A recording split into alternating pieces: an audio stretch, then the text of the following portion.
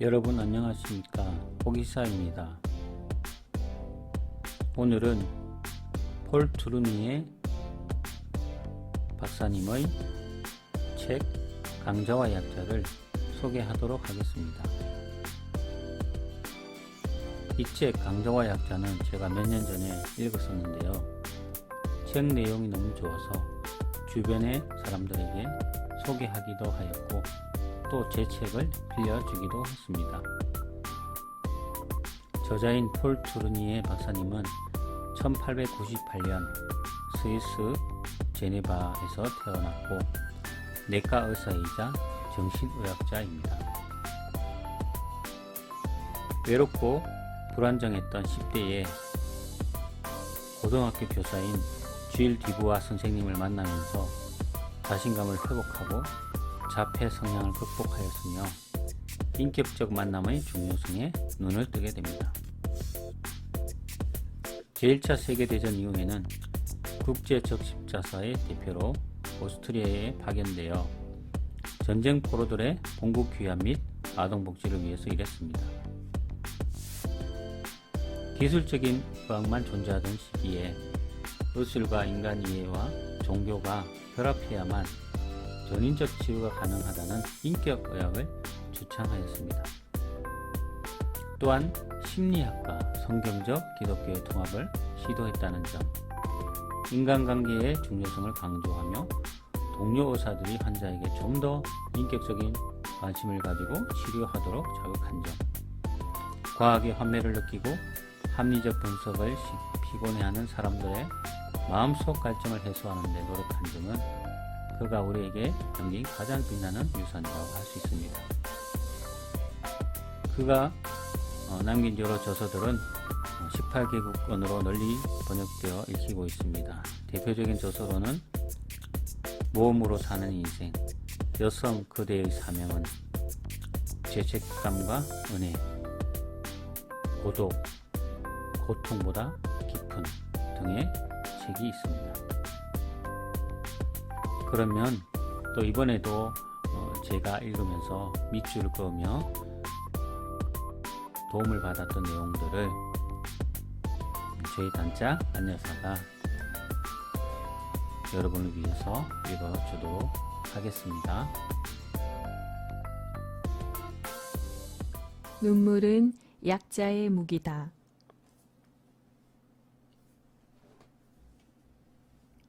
어떤 상황이든지 두 사람이 대면하면 일종의 힘의 균형이 형성된다.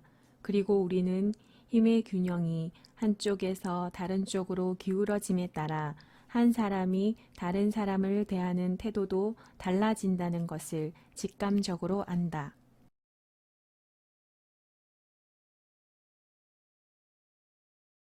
아이를 잘 양육하여 옳은 길로 인도하겠다는 고상한 욕망 뒤에는 아이가 계속해서 자신을 의지하는 것과 아이의 인생에서 하나님만 하실 수 있는 역할을 대신 수행하는 것에 대한 무의식적 기쁨이 있었다는 사실을 깨닫고 매우 당황할 것이다.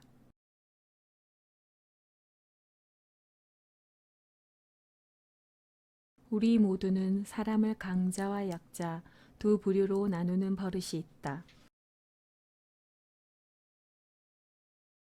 실제로는 이야기가 더 복잡하다. 우리는 모두 어떤 사람에게는 약하고 어떤 사람에게는 강하다. 인간은 자신이 생각하는 것보다 훨씬 더 서로 비슷하다.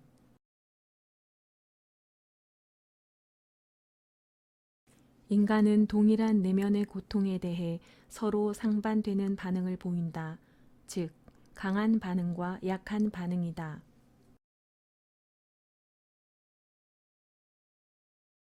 진정한 힘은 자유함 속에 있다.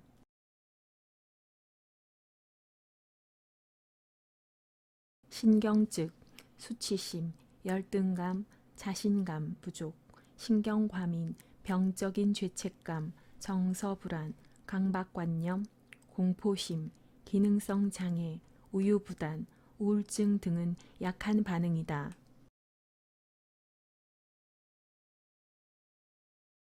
질병은 모두 나름대로의 방식으로 삶을 살아가는 전인의 증세이다. 강한 반응과 약한 반응은 둘 다 정신, 신체적인 것이다. 나는 인간의 의학적, 사회적 문제와 도덕적, 영적 문제는 서로 연결되어 있다고 생각한다.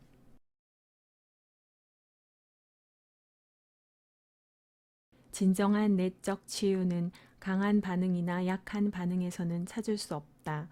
마음속의 근본적인 갈등을 실제로 해결해야만 진정한 내적 치유가 가능하기 때문이다. 그리고 진정한 내적 치유는 심리학 수준에서가 아니라 영적인 영역에서 이루어진다.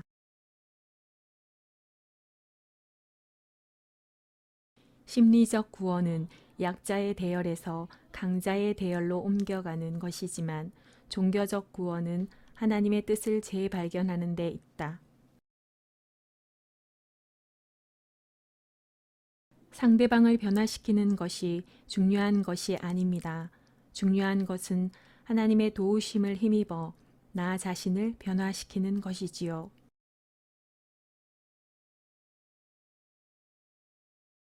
모든 후천적인 요인 가운데 내가 가장 중요하게 생각하는 것은 부모의 불화다.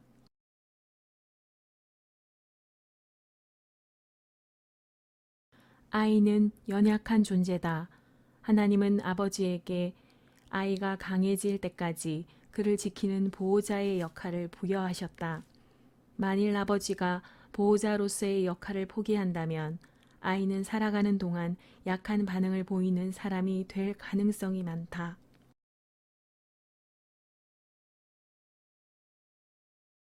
어느 지적인 남편은 아내의 생일에 항상 책을 선물함으로써 자신의 독서 취향을 아내에게 전가하곤 해서 문제였다.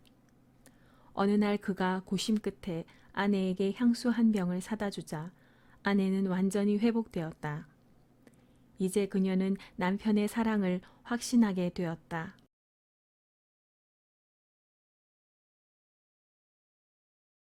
부모는 죄에 대한 올바른 관점을 가지고 스스로는 강한 반응 속에서 자신의 약함을 숨긴다 하더라도 아이가 겪는 나약함은 모든 사람이 겪는 일이라는 것을 아이에게 알려주어야 한다.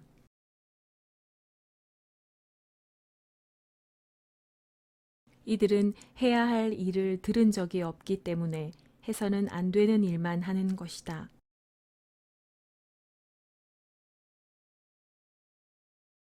내가 여기서 밝히고 싶은 것은 부모가 자신의 어려움과 약점을 자녀에게 숨김으로 사실을 왜곡하는 것이 자녀를 격려하기는커녕 자녀의 신체적, 지적, 정신적 발달을 마비시킨다는 사실이다. 두려움은 두려워하던 바로 그 결과를 낳는다.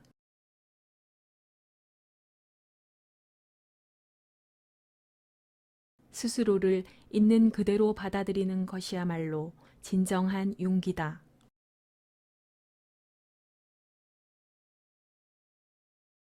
믿음이란 우리가 끊임없이 외면하려는 하나님께로 영원히 그리고 계속 결단하면서 돌아서는 것이다.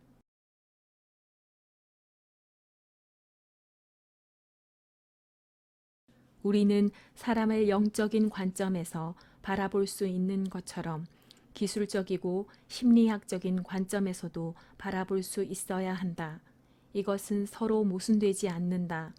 사실 기술적이고 심리학적인 관점은 우리로 하여금 잘못된 판단을 내려 섣부른 결정을 내리지 않게 도와준다.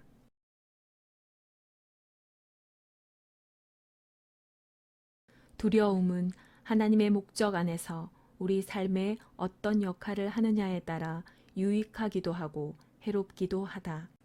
신앙이 하는 일은 두려움에도 불구하고 앞으로 나아가게 하는 것이다.